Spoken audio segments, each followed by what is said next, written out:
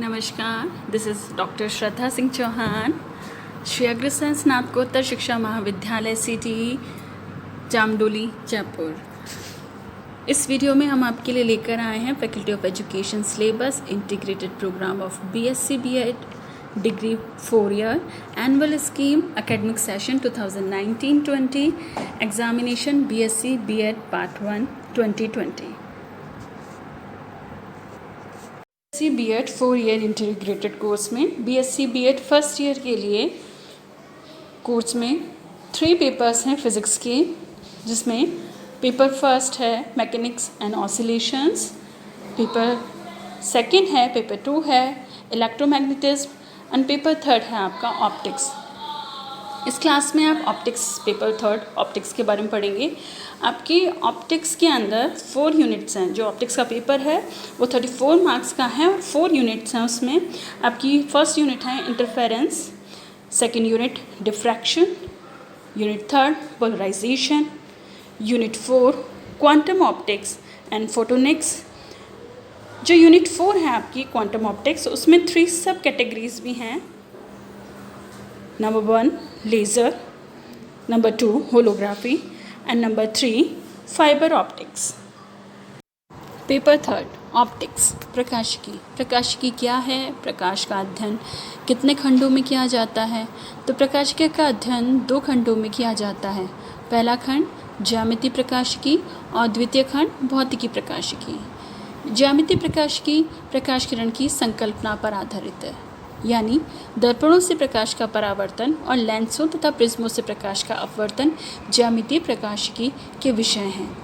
यानी इसके उदाहरण हो गए सूक्ष्मदर्शी, दूरदर्शी, फोटोग्राफी कैमरा।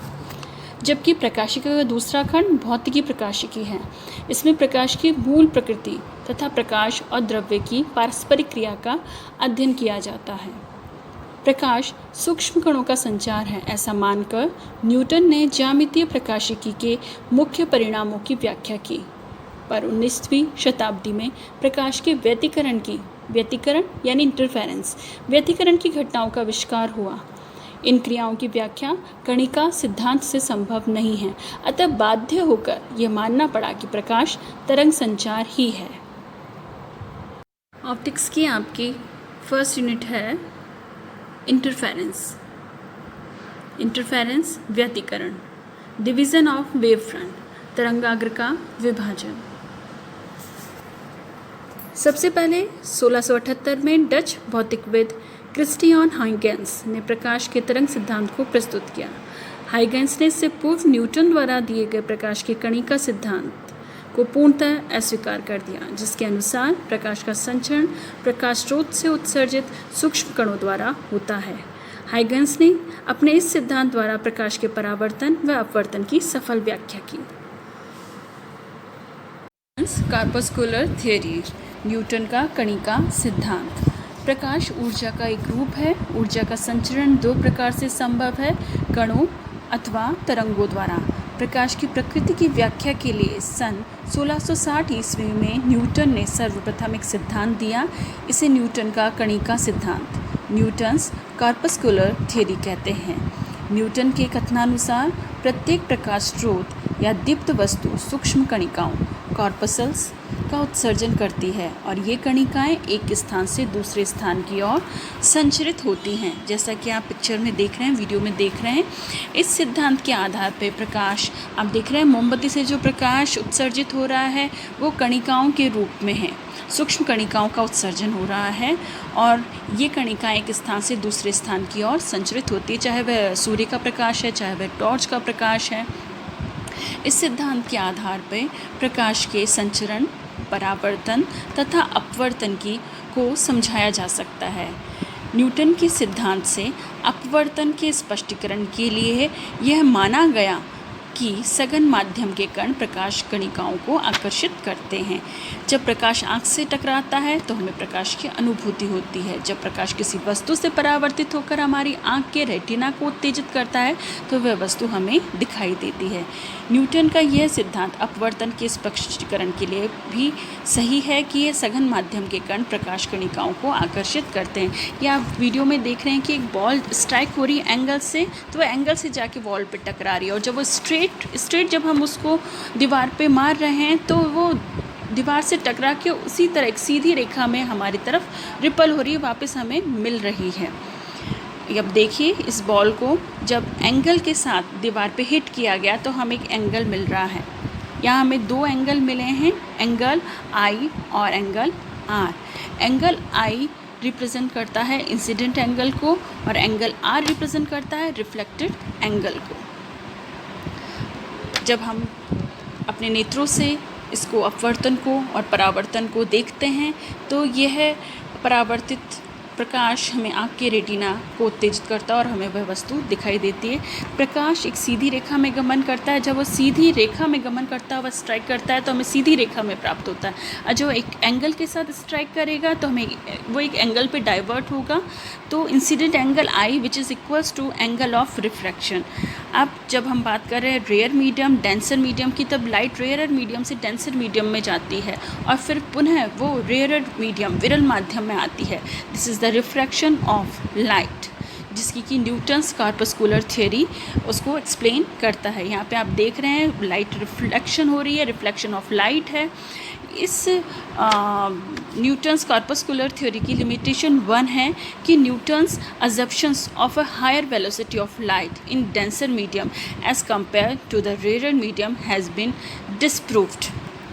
न्यूटन के सिद्धांत से अपवर्तन के स्पष्टीकरण के लिए माना गया कि सघन माध्यम के कण प्रकाश कणिकाओं को आकर्षित करते हैं। इसके परिणाम स्वरूप सघन माध्यम में प्रकाश का वेग विरल माध्यम के अपेक्षाकृत अधिक होना चाहिए, जो प्रयोगों से प्राप्त परिणामों के विपरीत था।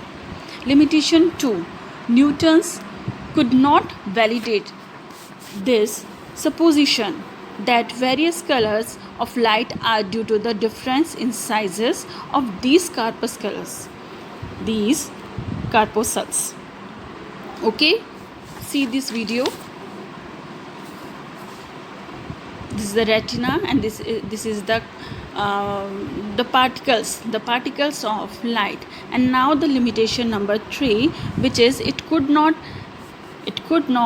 elucidate the phenomena of interference, diffraction and polarization. Yes, the Newton's corpuscular theory, Newton का कणिका सिद्धांत अन्य प्रकाशिक घटनाओं जैसे कि व्यतिकरण, विवर्तन आदि के स्पष्टीकरण में ये सिद्धांत असमर्थ रहता है।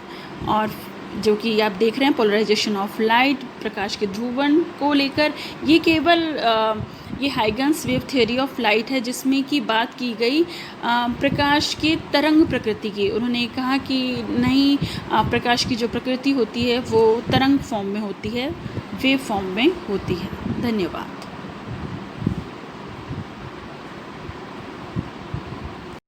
Wave theory.